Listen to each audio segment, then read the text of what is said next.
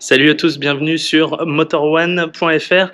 Aujourd'hui, on est chez Peugeot. Vous reconnaissez peut-être la calandre derrière moi. En revanche, vous ne reconnaissez sans doute pas le modèle. C'est la toute nouvelle Peugeot 408 qu'on vient ici découvrir en exclusivité. Et alors, ça, c'est la publicité, mais la vraie voiture est juste derrière moi. Hop!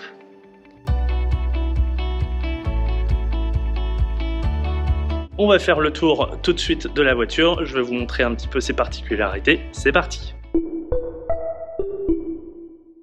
Alors vous voyez, on est ici face à deux modèles de la Peugeot 408 qui est vraiment un modèle totalement inédit qui ne vient remplacer aucun autre modèle dans la gamme. C'est un nouveau genre de Peugeot, c'est ce que dit la marque en tout cas. C'est une berline fastback légèrement rehaussée. En réalité, c'est ni une berline ni un SUV, c'est un peu entre les deux, une sorte de crossover, à mi-chemin entre deux segments, mais qui reste basé sur la même plateforme que la 308. Alors on s'en rend pas tout à fait compte quand on est face à la voiture ou qu'on regarde la voiture, mais c'est vrai que c'est une berline quand même relativement grande, elle mesure 4,69 m de long. À titre de comparaison, une Peugeot 308 mesure 4,36 m, donc il y a quand même une trentaine de centimètres de différence entre la 308 et la 408. On est beaucoup plus proche en fait ici, en longueur en tout cas, d'une 5008. Et au niveau de la garde au sol aussi, la voiture a été rehaussée. On est 4 cm plus haut que la 308, ce qui lui donne vraiment une allure à part dans la gamme. Alors justement, avec de telles dimensions, on peut se demander où vient se positionner cette nouvelle 408 dans la gamme. Justement, on a posé la question à Aurélie Bresson, chef de produit 408. La nouvelle Peugeot 408, en fait, déjà ne remplace rien au sein de la gamme Peugeot. Elle va donc se situer dans la gamme entre une 308 et une 3008, puisqu'on est sur le segment C. On va être sur le segment C haut de gamme, mais on est parti en fait du constat au départ que certains clients ne retrouvaient pas exactement ce qu'ils cherchaient sur le marché actuellement.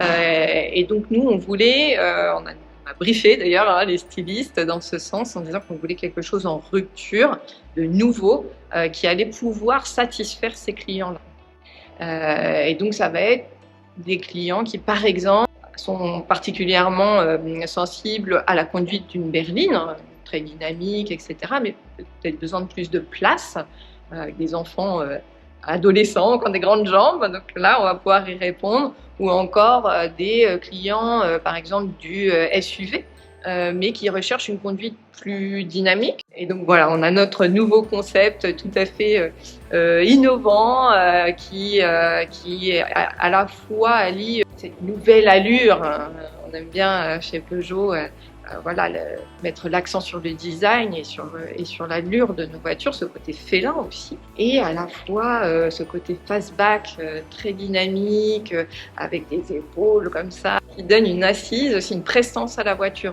Donc on a un équilibre là nouveau, avec une architecture nouvelle et des prestations nouvelles pour satisfaire ces nouveaux clients. Alors il y a vraiment des éléments de design sur cette 408 qui sont très spécifiques et justement on va voir ça avec Pierre-Paul Mattei qui est en responsable du style chez Peugeot. Commençons par la face avant. La manière d'intégrer la calandre, elle est très inédite, elle est très dédiée à cette voiture-là parce qu'on est sur une interprétation de la calandre totalement fondue dans le volume du pare-choc. C'est pour ça qu'on a cette maille évolutive, on a plus de densité sur cette partie-là que sur la partie centrale qui est la plus efficace en termes de refroidissement. Et donc ce qui crée un effet quand vous découvrirez la voiture de loin, et c'est très frappant sur des couleurs blanches, rouges, gris clair, c'est que l'œil n'arrive plus à faire la séparation entre la partie pare-choc et la partie calandre du fait de cette densité de couleurs.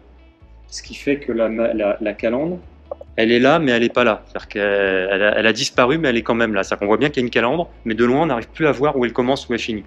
Donc ça, c'est très intéressant parce que c'est totalement inédit, ça surprend et c'est totalement raccord avec l'esprit de ce concept qui lui-même est inédit au-delà du style. La roue est aussi peut-être l'une des zones les plus emblématiques de la voiture dans ce côté surprenant. Alors on dit disruptif. Donc disruptif, c'est quoi ?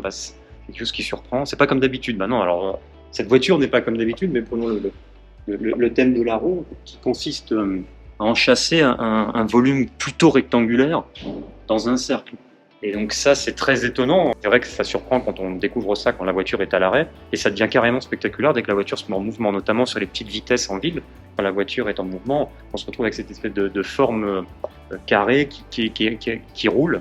Donc ça cadre parfaitement avec l'esprit de cette voiture. La partie arrière du volet de la voiture, on est sur un dessin fastback, même si on est sur un fastback qui est assez décalé par rapport à la cabine. C'est un dessin vraiment qui ne part pas du pied central comme la plupart du fastback, mais qui part à l'arrière de la cabine et qui donne naissance à ce qu'on appelle ces oreilles de chat, ces éléments de style assez étonnants. Ce qui est intéressant, c'est qu'à l'origine, c'est pas juste une vision de style, c'est parti d'une prestation. On voulait dégager le maximum d'espace à l'intérieur, donc on a augmenté l'empattement pour libérer de l'espace au genou, mais on voulait aussi, parallèlement à ça, libérer de l'espace à la tête. Donc on a décidé, avec nos équipes techniques, de sortir les charnières de volet du volume de la voiture. Donc on les sort carrément du volume de la voiture de manière à libérer de l'espace pour le passager arrière. Et donc il fallait l'habiller en style, et c'est comme ça finalement que sont nées ces oreilles de chat, qui par ailleurs nous permettent d'optimiser l'écoulement aérodynamique. Donc on est parti d'une prestation qu'on a traduit techniquement, qu'on a habillé donc, en style, pour qu'à la fin, ça devienne carrément une signature de la voiture. Et il se passe quelque chose d'inhabituel, mais il se passe quelque chose d'inhabituel et de surprenant partout sur cette voiture. Me voici à l'intérieur de cette nouvelle Peugeot 408, et alors là, pas trop de surprises, du moins pas autant qu'à l'extérieur, puisque cet habitacle a été développé en même temps que celui de la 308, et donc on retrouve quasiment dans son intégralité l'intérieur de la Peugeot 308, du moins aux places avant. Alors pendant que je suis sur le siège conducteur, juste une petite chose à vous dire, puisque même si la voiture est un petit peu surélevée, comme on a pu le voir de l'extérieur, eh bien on a une position de conduite qui se veut quand même très berline, donc quand même un petit peu allongée et non pas avec une vue plongeante sur la route comme on pourrait l'avoir dans un réel SUV.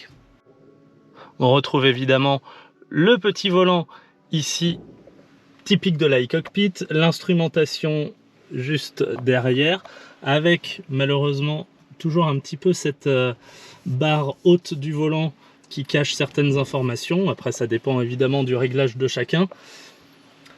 Et puis l'écran central d'infodivertissement avec toutes ces touches qui sont numériques et que l'on peut personnaliser comme on veut en mettant les fonctions que l'on souhaite.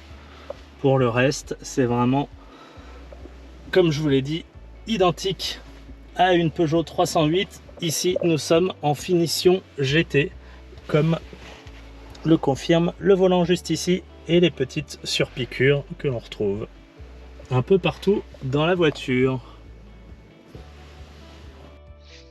Voilà pour les places avant. On va maintenant passer aux places arrière. Hop. Avec une porte, vous le voyez, qui est vraiment très grande. Et donc on va voir si cette Peugeot 408 réussit à éviter l'écueil de ces modèles qui sont toujours un petit peu coupés, qui est d'avoir une mauvaise garde au toit. Et là, moi qui fais 1m80, je ne suis pas particulièrement grand, mais pas non plus si petit que ça, et ben j'ai encore de la place, vous le voyez, au-dessus de la tête. Et pareil pour les genoux, il y a vraiment de la place devant moi. Donc, non, on est vraiment très bien aux places arrière de cette 408. Alors un petit mot sur le coffre également, qui est plutôt très généreux, donc ouverture du haillon électrique, et un coffre qui propose de 536 à 1611 litres de capacité. Alors là, on est sur une version plug-in hybride, donc hybride rechargeable. Vous voyez, il y a un double fond pour mettre des câbles. Et juste en dessous, un petit peu plus loin, ce sont les batteries. Donc sur les versions hybrides rechargeables, on perd 60 litres. Comme vous pouvez le voir, pas de tablette ici, mais directement intégré au haillon.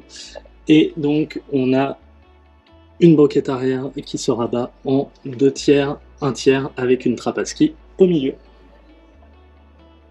Parlons maintenant des motorisations. Il y en aura 3 au moins sur le marché français, donc un essence de 130 chevaux et 2 hybrides rechargeables de 180 et 225 chevaux. Il n'y aura pas du tout de diesel. À noter également que toutes ces motorisations seront associées à une boîte automatique à 8 rapports et qu'un moteur essence de 215 chevaux sera proposé, alors non pas chez nous, mais sur d'autres marchés à l'international. J'allais l'oublier, mais il y a évidemment aussi une version 100% électrique qui est prévue, qui arrivera un petit peu plus tard. Cette nouvelle Peugeot 408 sera proposée en 2 finitions, Allure et GT. Ici, nous avons exclusivement des versions GT. La voiture sera produite dans l'usine de Mulhouse à partir de la fin 2022 et arrivera sur le marché dès 2023.